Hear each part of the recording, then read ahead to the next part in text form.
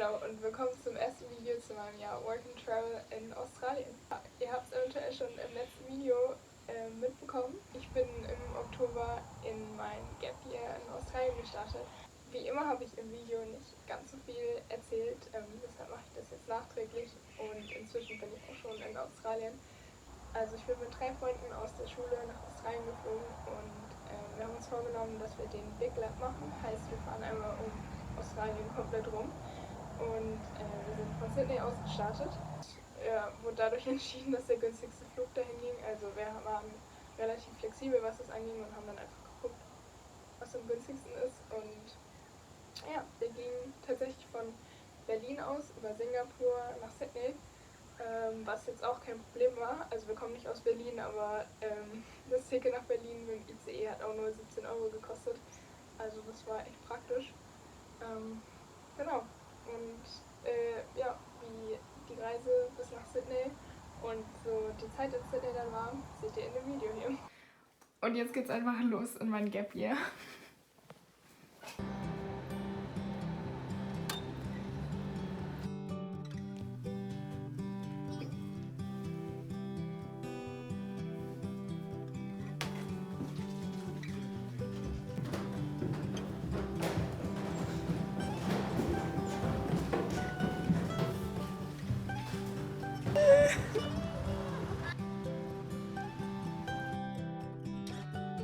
Ich habe jetzt nur ein bisschen mitgefilmt in Berlin, aber unter anderem waren wir bei der Siegessäule und dann abends bei der City of Lights am Brandenburger Tor.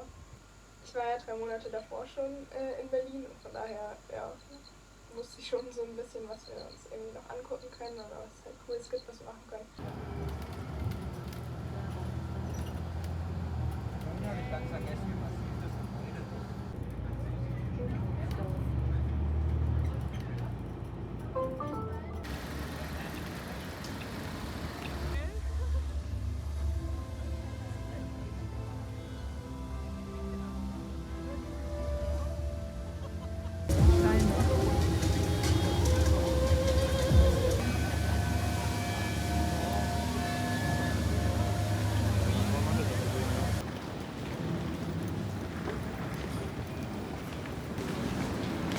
Und am 3. Tag ging es dann früh morgens auf zum Flughafen.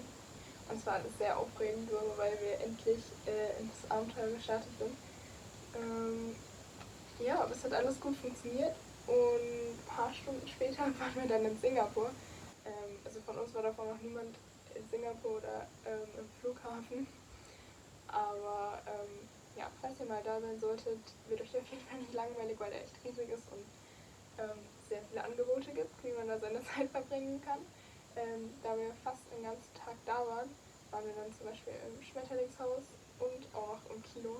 Also ja, war ganz cool. Und allein schon nur da rumzulaufen und rumzufahren, ist echt nice. Es gibt genug zum Anschauen. Es gibt auch sehr gutes Essen mit 24-Hour-Food.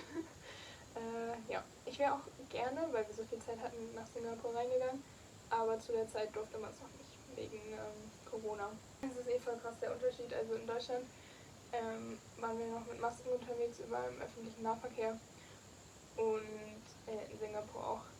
Ja. Und sobald wir dann in Australien waren, hatten wir eigentlich bis jetzt gar keine Einschränkungen mehr. Das ist echt ein krasser Unterschied. Aber wenn ich drüber nachdenke, so als ich in Neuseeland war mit Corona, ist auch eine ganz andere Zeit. Also unseren Aufenthalt haben wir dann sehr gut überbrückt bekommen. Und dann ging es auch schon in unseren zweiten und letzten Flieger nach Sydney.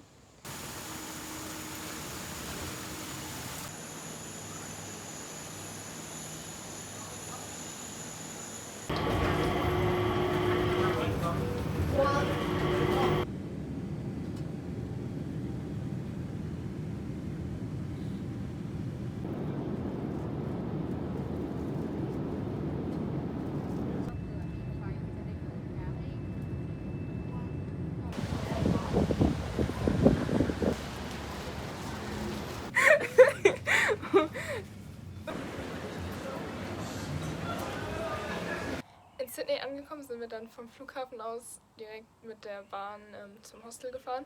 Ist ganz praktisch, weil da kann man einfach inzwischen mit seiner Kreditkarte Tap-on und Tap-off machen. Heißt, ja, da muss man sich nicht irgendwie drum kümmern, dass man eine extra Opel-Card holt. Das ist ganz nice. Ja, und dann haben wir im Hostel gechillt und waren dann eigentlich für den Rest vom Tag eigentlich nur einmal kurz einkaufen, was ziemlich nice war, weil wir einfach Weet-Bix, eine ganze Packung Weet-Bix für 80 Cent gefunden haben. Die waren da irgendwie im Angebot. Das heißt, damit hatten wir irgendwie unser Frühstück für die nächste Woche schon mal fertig eingekauft. Und auch noch sehr wichtig, was wir im Supermarkt gesehen haben, war einfach Pig's Peanut Butter. Das ist die allerbeste Erdnussbutter und die kommt aus Neuseeland und die haben wir uns dann natürlich gegönnt, auch wenn sie hier viel teurer ist. Sonst generell, unser Hostel war in Potts Point und ist generell so ein Viertel, wo sehr viele Hostels sind. Das heißt, da gibt es auch viele Möglichkeiten, wo man dann irgendwie noch abends was machen kann oder auch nice irgendwas zu essen holen kann. Das heißt, es war einfach ganz cool, auch einfach da rumzulaufen. Und ja, zu der Zeit, an der wir angekommen sind, war ja auch schon dann Frühling Richtung Sommer. Das heißt, wir hatten auch mega gutes Wetter einfach.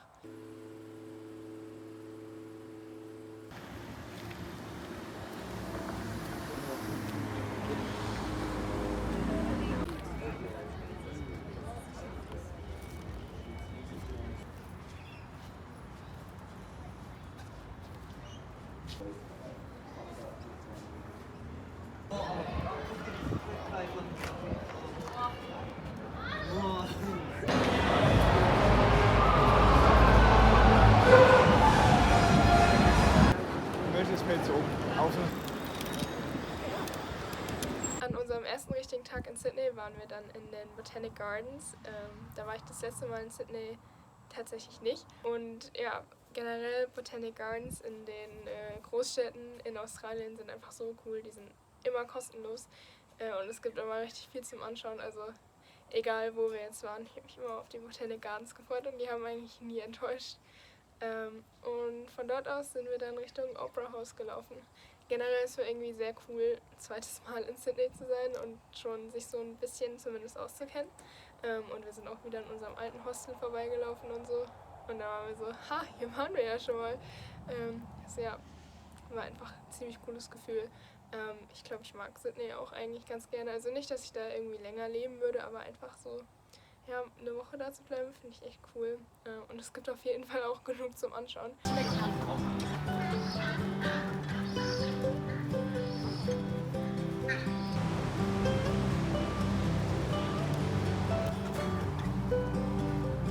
Hast du schon geschickt, oder?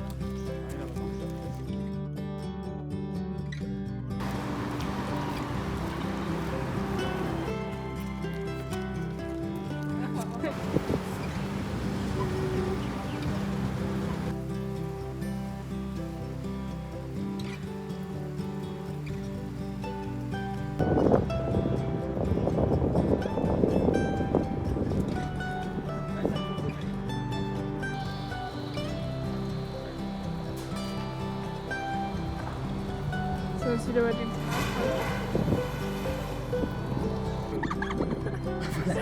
Sie hat da komisch Kinder-M gehabt oder so.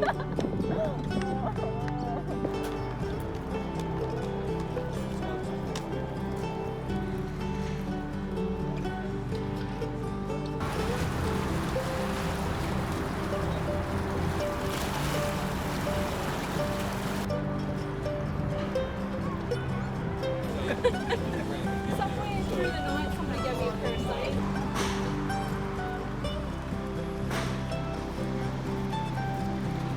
Ansonsten waren wir einfach überall mal in Sydney irgendwo und wir sind sehr viel rumgelaufen.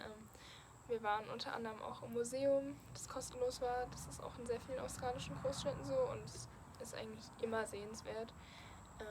Dann waren wir unter anderem auch mal auf der anderen Seite der Harbour Bridge und in Wendy Whiteley's Secret Garden, der jetzt gar nicht mehr so secret ist. Aber von da aus hatte man auch eine mega Aussicht. Wir waren auch einmal im Club.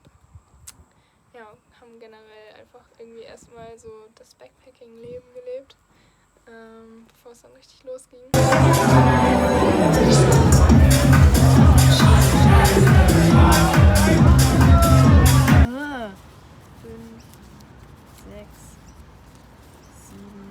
Was wir während unserer Zeit in Sydney natürlich auch gemacht haben, ist so alles so für den Start von unserem Work and Travel zu planen. Heißt, ja, damit wir arbeiten können, haben wir unsere TFN beantragt. Das ist die Tax File Number. Die braucht man halt einfach. Die bekommt man per Post zugeschickt. Deshalb war es ganz praktisch, dass wir sie an unser Hostel schicken konnten.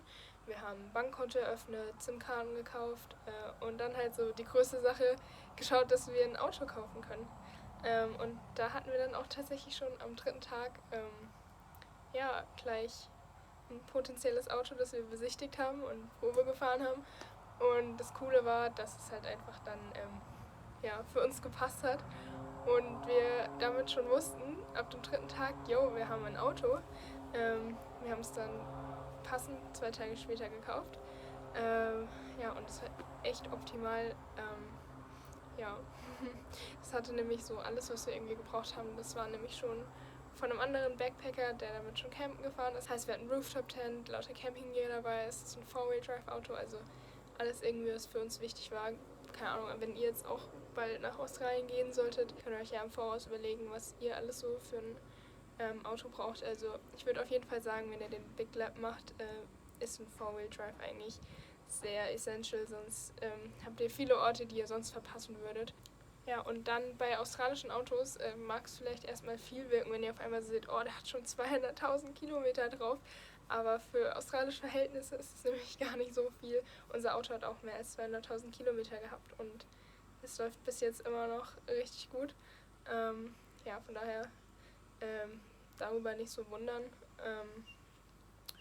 Und dann kann man noch darauf achten, wie lange die Rego noch gilt. Also das war bei uns ganz praktisch, weil die fast für ein Jahr noch angemeldet ist. Das heißt, darum mussten wir uns auch nicht kümmern. Genau, und dann mussten wir das Auto auch nur noch auf unserem Namen ummelden und dann konnten wir auch schon damit losfahren. Und wir sind dann nämlich einmal in die Blue Mountains für 1,5 Wochen etwa. Das seht ihr dann aber im nächsten Video. Und nach den Blue Mountains sind wir aber nochmal für 2-3 Tage nach Sydney, damit wir dann unsere Bankkarten abholen konnten und so. Und von da aus dann richtig losfahren konnten. Wir gucken. Ich glaube, weiß nicht. Nein, Ey, du kannst halt nicht nur eine Farbe. Eigentlich, oh mein Gott. Keine Ahnung, ob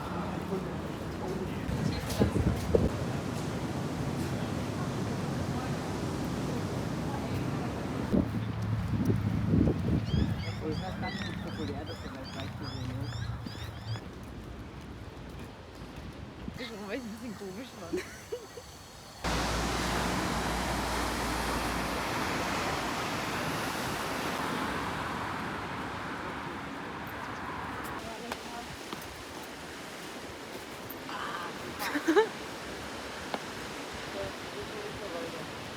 An einem der Tage haben wir dann auch den Bondi to Coogee Walk gemacht und das war einfach unser erstes Mal am Strand in Australien, was einfach krass ist, weil wir danach so gut wie jeden Tag erstmal am Strand waren, weil wir halt die ganze Zeit an der Küste lang gefahren sind. Ja, es war auf jeden Fall sehr cool, endlich im Meer schwimmen zu können.